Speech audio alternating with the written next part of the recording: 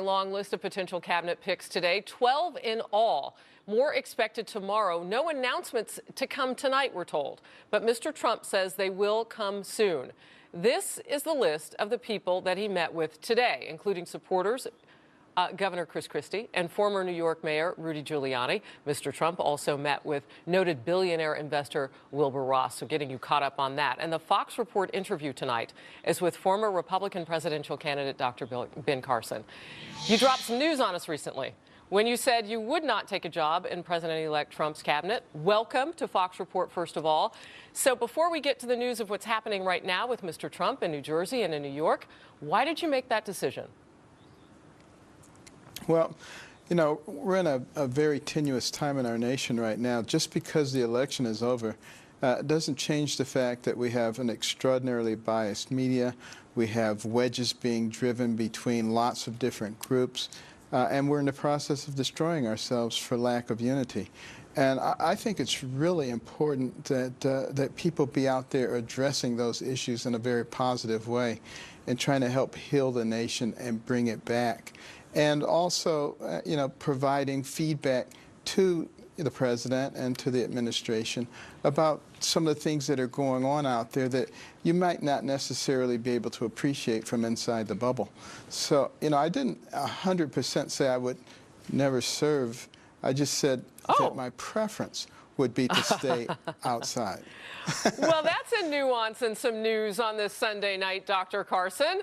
So I'm then, from what you just said, going to think that there was a discussion with the president-elect. So I'm going to ask you about that now and what you think it could look like if you're not 100% against taking a job with the administration.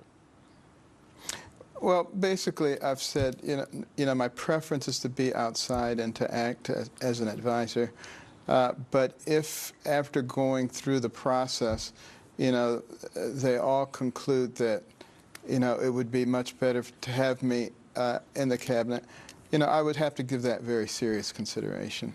It's just not my preference. Is there anything in particular, and I mean, I know a lot of people would point to Obamacare, they would obviously Health and Human Services, they would point to some avenues that would feel like they would fit what you do as a former brain surgeon, but is there some place where you feel like, yes, I do have something to say? Well, there's no question that, you know, I have very strong opinions about health care and how it shouldn't be the private sector. And, you know, the patients and the physicians should have a quality experience, not be, you know, forced into something. And I also feel very strongly about education. I mean, you educate people and you give them the keys to freedom.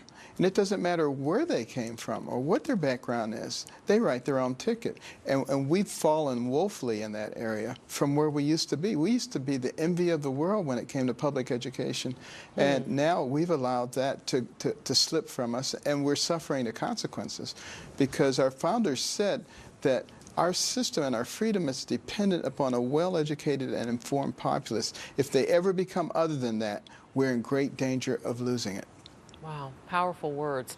You know, when I announced on Twitter and earlier in the show that you were coming on, I was seeing some of the social media. People miss your voice. They don't want your voice to go away in this whole thing. You ran for president, so maybe some unfinished business there. I'm curious about whether you'd consider running again.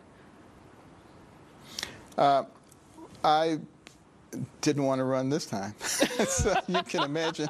I remember you did say that, and then you stuck around for a while, and you did well for a while, too. Yeah. But, you know, I tend to, you know, pray and ask God to give me wisdom. I listen to my fellow citizens, and I try to do what I've been equipped to do. You know, my goal is not to have a fancy title or a fancy position. My goal is to save this place for our children.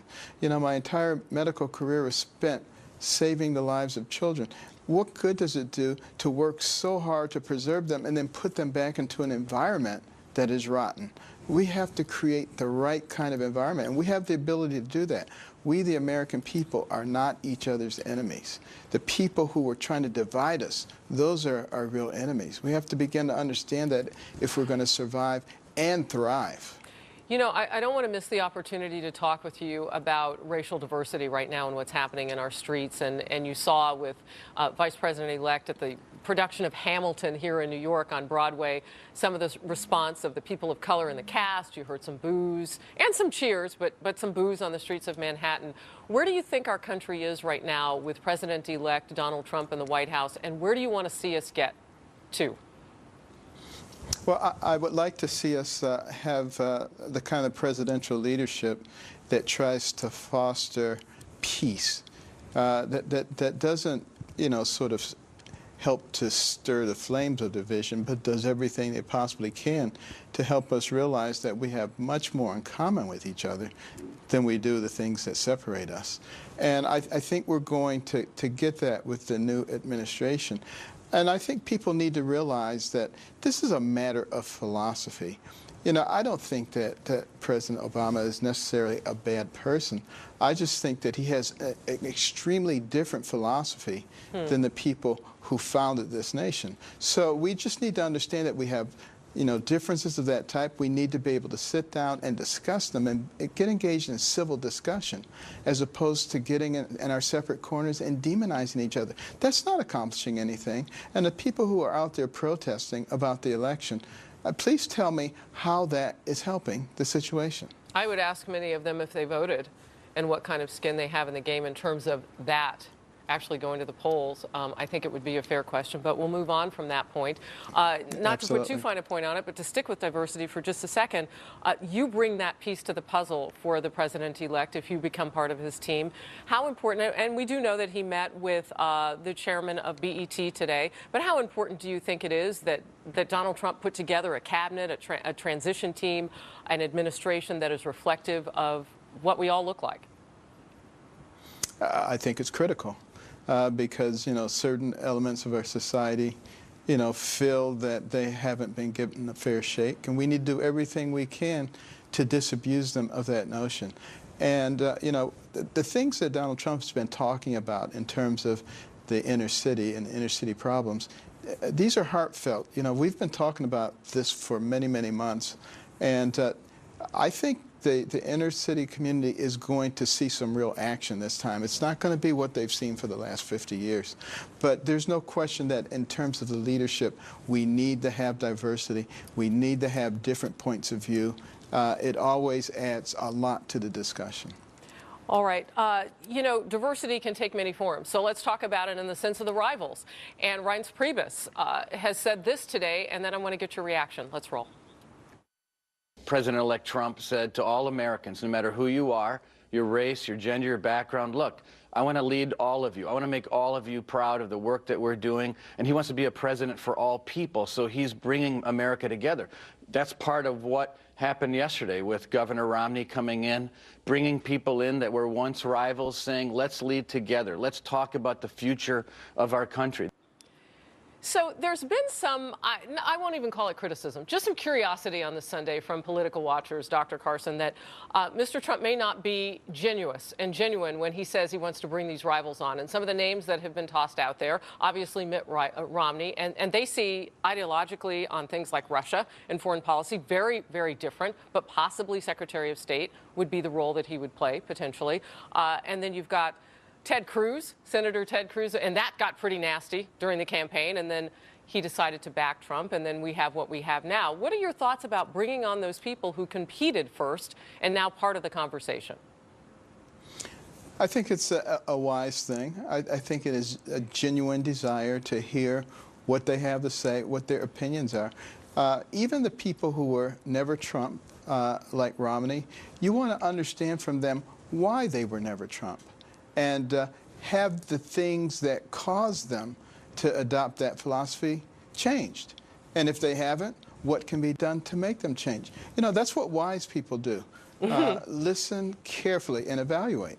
Yeah, I've heard you talk. And that's what he's doing. I've heard you talk about when you were on the stump running for president, you would talk about this idea that wisdom is needed today.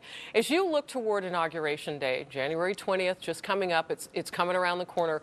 What are some of the things that you think that America should look for in terms of change in this country and that they should be excited about? Because there are some people who say, well, we don't know what we're going to get. Some are worried. Some voted for him, some didn't. I think people are going to be very, very surprised. You know, as an example, you know, some people were almost gleeful thinking that there was going to be a huge drop in the stock market when Donald Trump was elected.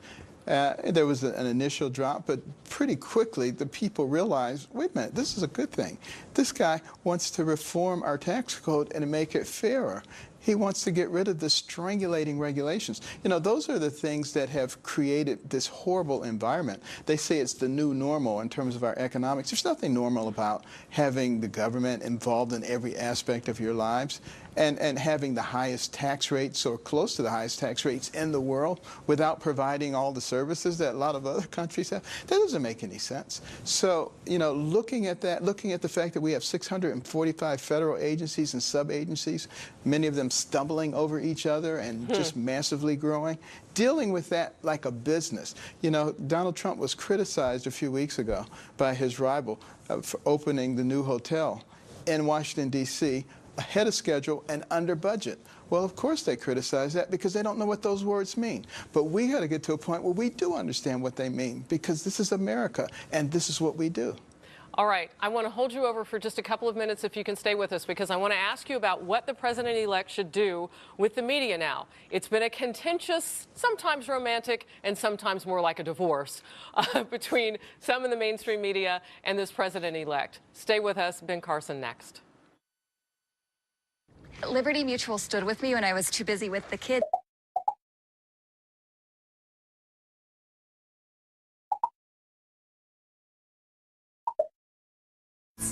So simple. Get the recipes at walnuts.org.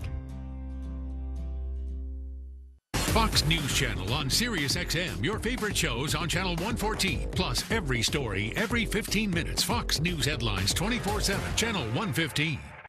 We're back with a Fox Report interview tonight with Dr. Ben Carson. Dr. Carson, before we went to a commercial break, I asked you how President-elect Donald Trump should go forward with some in the mainstream media. It's been kind of a raucous ride at times with him. What would you suggest? Well, I think I would call for the media themselves to maybe have a national summit. And they need to talk about what is the role of the media and why is it that the media is the only business that's protected by our Constitution. They're supposed to be on the side of the people. They're not supposed to be distorting the information that they give in order to put forth a particular viewpoint or an ideology, and that's what they're doing. And then they need to come up with some rules, and they need to abide by those rules. And we need to make those rules public, because I think many of them don't even know the rules anymore, and that's why they act the way they do. And does the president-elect or somebody from his team, would you volunteer to go? I mean, who should be there with the media, do you think? I would be happy to work with them. Every time I see a young journalist anywhere, I talk to them about the role of the media, and I say, maybe you can be the new wave. You can bring some integrity back to this honorable profession. Yep. And it can be done, and it must be done, because it's essential to the well-being of our country. Look, it's interesting. It's obviously a conversation that's going on. We saw last week the New York Times saying it was going to rededicate itself to journalism. I still have yet to really figure out what that means, but it'll be interesting to see how it shapes up going forward. Last point with you, foreign policy. We're seeing Iraq trying to help the Iraqi troops take back the city of Mosul. It's key as we push out the Islamic State savages. They're going to their nesting hole in Raqqa, Syria. Maybe we can follow them, get them there. But in the meantime, it's looming. There are other issues, too. You've got Russia. Who do you like as a Secretary of Defense that you've heard about? We've got General Mad Dog Mattis's name is being mentioned. Who do you like in particular? Well, General Madison is terrific. I think David Petraeus is almost a genius when it comes to military strategy and warfare. And what I would do is bring in those kinds of individuals. And if they don't want the job, certainly pick their brains about who they think, if they were making the decision, who would they put in there? I think that's how we multiply our wisdom in that area.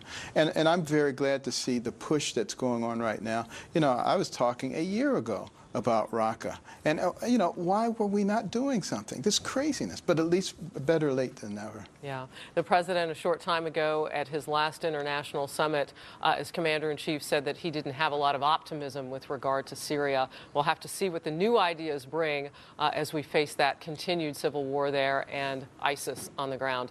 Dr. Ben Carson, always good to see you. Thank you for being part of the Fox Report interview on this Sunday. Have a good night. Thank you, Harris.